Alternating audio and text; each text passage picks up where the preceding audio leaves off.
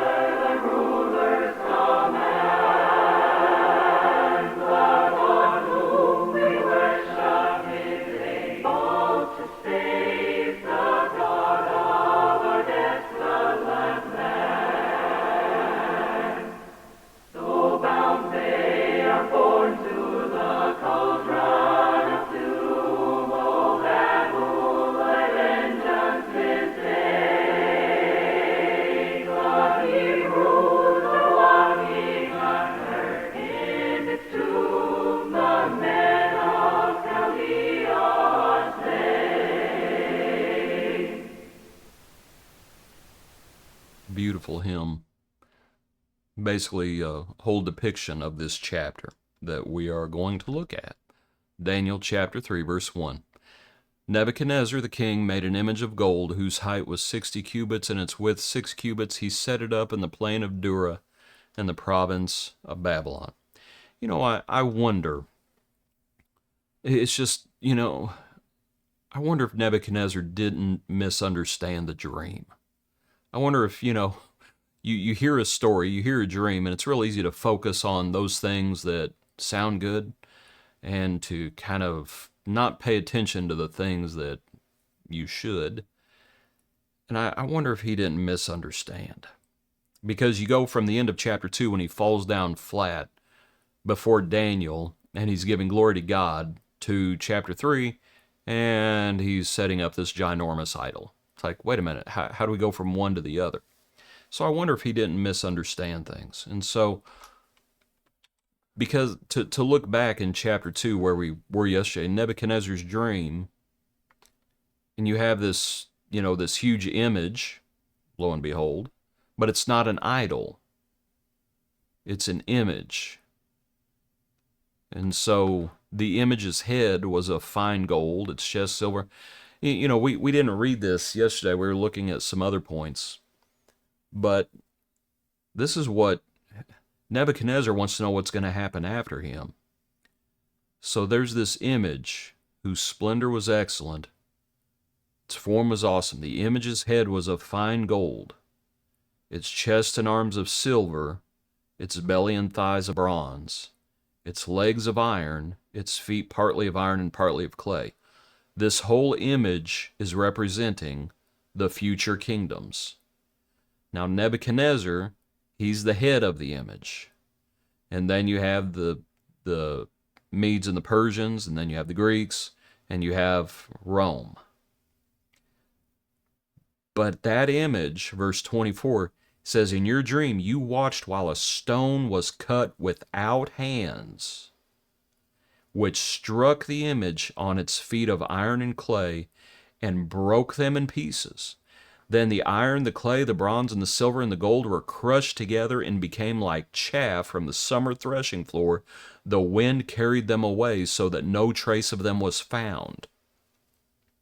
Now he's about to say, these are all kingdoms, yours included, and he just said a stone was cut without hands. You remember what Nebuchadnezzar's son is going to see? The handwriting on the wall. Here a stone was cut without hands, and it struck the image, and the whole kit and caboodle is crushed together and becomes like chaff. And the stone that struck the image became a great mountain and filled the whole earth. The stone is talking about, frankly, the Lord and the Lord's kingdom. That's the interpretation of the dream. Now, what part of all that do you think Nebuchadnezzar probably keyed in on? It probably was not verse 35. It was probably down in verse 38 when Daniel says, "Wherever the children of men dwell, or the beasts of the field and the birds of the heaven, he has given them into your hand and has made you ruler over them all. You are this head of gold." It's like, well, that sounds pretty good. That sounds pretty good. I'm the head of gold. And you kind of forget about, oh, wait a minute, we're all going to become like chaff and blow away. And the Babylonian Empire is going to be done. And the Medes and the Persians Empire is going to be done. And the Greek Empire is going to be done. And the Roman Empire is going to be done.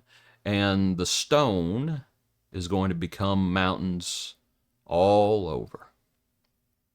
And that's the Lord's kingdom. So I wonder if Nebuchadnezzar did not misunderstand and just key in on that. Oh, well, I'm this head of gold, because all of a sudden it's like I'm going to make an idol of gold. I'm going to make an image whose height was 60 cubits and its width 6 cubits, and he sets it up in the plain of Dura. Okay. So he sends word throughout all the land that when the music plays, when everyone hears the music, they need to fall down and worship the golden image that Nebuchadnezzar set up. And so pretty much everybody does that, but not quite everybody. Because at that time, certain Chaldeans show up and they say, King, you got some people, and they're kind of higher ups in your kingdom. They're not bowing down to your image. You know that Shadrach, Meshach, and Abednego there in verse 12? They're not paying due regard to you. And so Nebuchadnezzar's probably irritated because these guys aren't just nobodies. These guys who you had set over the affairs of the province of Babylon, if they don't bow down, I wonder if other people might not bow down when they see their example. So Nebuchadnezzar flies under a rage, starts talking to them and says, is it true? And it's like, of course it's true. And he says, now listen, when you hear the music, you need to bow down. If you don't, I'm going to throw you into the fiery furnace. And who's going to save you then? And this is where Shadrach, Meshach, and Abednego say, we have no need to answer you in this matter. If that is the case, our God whom we serve is able to deliver us from the burning fiery furnace, and he will deliver us from your hand, O king. But if not, let it be known to you that we do not serve your gods, nor will we worship the gold image which you have set up. You know, in my notes, I put it like this. There is a time for quiet defiance, and there's a time for loud defiance. Before, they weren't bowing down. They were making a big deal out of it. They just weren't bowing down. And that's quiet defiance. Like, nope. They just weren't doing it. But then attention is put on them, and they're before the king. And so now they have to loudly be defiant. And they say, you can do with us what you want to, but we're not bowing down. There's a time to quietly defy. And there's a time to loudly defy. And I'm not saying they're, screaming and shouting, but they're making no qualms about it. They're not beating around the bush. They say, we have no need to answer you in this matter. The king probably wasn't spoken to that way very often. So Nebuchadnezzar, full of fury, commanded that they heat the furnace 7 times more than it was usually heated. They throw the men down, certain mighty men of valor, throw them into the fiery furnace. And because the king's command was urgent, the furnace was exceedingly hot. The fire actually killed those men who threw the 3 companions into the fire. But the three companions, they fell down into the midst of the fiery furnace. And then it's Nebuchadnezzar who looks and says, I see a fourth man in there. Did we not cast 3 men? I see 4 men loose walking in the midst of the fire, and they are not hurt, and the fourth is like the Son of God. And so Nebuchadnezzar goes near the mouth of the burning fiery furnace. I bet that was pretty hot. It was hot enough to kill some of those other men. Maybe it had cooled down a little bit. I don't know.